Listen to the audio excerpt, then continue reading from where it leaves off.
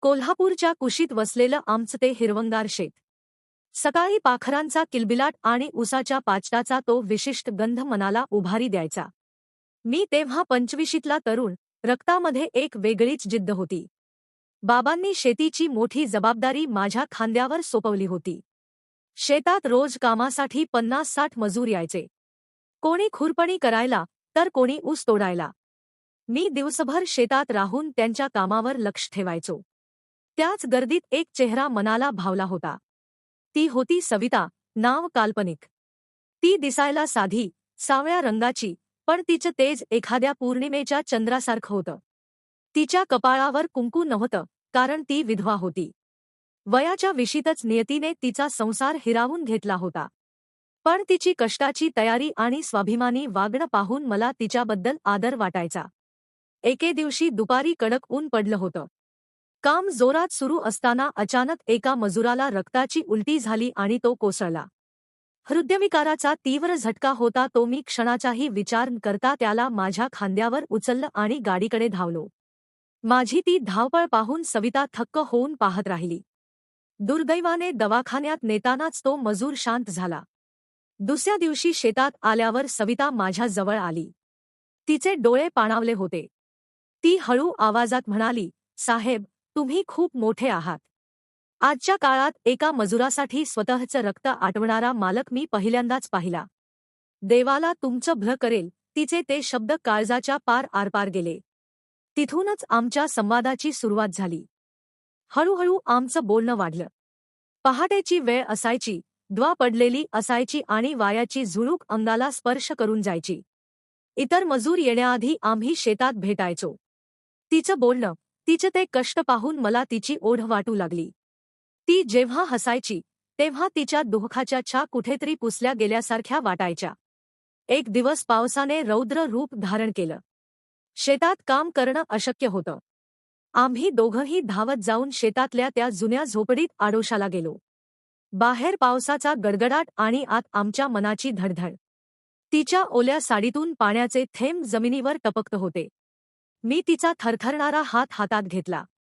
तिने दचकून मागे बघितलं आणि म्हणाली, "साहेब, हे नको. मी एक कमनशिबी बाई आहे. माझ्या नशिबात फक्त काळोख आहे."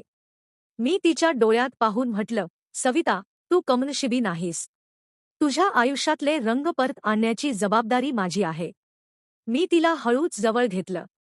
पावसाच्या त्या गारव्यात आमच्या श्वासांची ऊब एकमेकांना जाणवत होती. मी तिच्या कपाळावर एक आश्वासक चुंबन घेतलं. त्या क्षणी सामाजिक बंधनं, श्रीमंती गरिबी आणि तिचं विधवा असणं, हे सगळं काही त्या पावसाच्या पाण्यात वाहून गेलं होतं. आम्ही एकमेकांच्या मिठीत विरघळून गेलो होतो. त्या मातीच्या सुगंधात आमचं प्रेम अधिकच घट्ट झालं. पण सुखाला कोणाची तरी नजर लागलीच. एक दिवस ती शेतात आली नाही. मी अस्वस्थ झालो, फोन लावले पण तिने उचलले नाहीत. नंतर समजलं की तिच्या वडिलांना आमच्या नात्याबद्दल कुणकुण लागली होती. गरिबी आणि समाजाची भीती यामुळे त्यांनी तिला घरात कोंडून ठेवलं होतं. माझ्या घरीही मोठा धमाका झाला.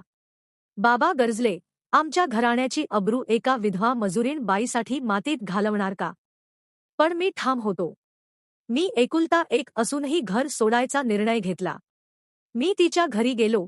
तिच्या वडिलांचा हात हातात घेऊन सांगितलं, "काका, मी तिला फक्त पत्नी म्हणून नाही, तर सन्मानाने जगायला शिकवेन." आम्ही पळून जाऊन लग्न केलं नाही, तर कायद्याने लग्न केलं.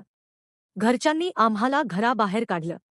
आम्ही सुरुवातीला तिच्या घरी राहिलो. मी पदवीधर होतो, त्यामुळे एका खाजगी कंपनीत नोकरी मिळवली.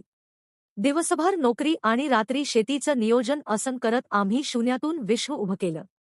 दरम्यान आम्हाला एक गोंडस मुलगा झाला.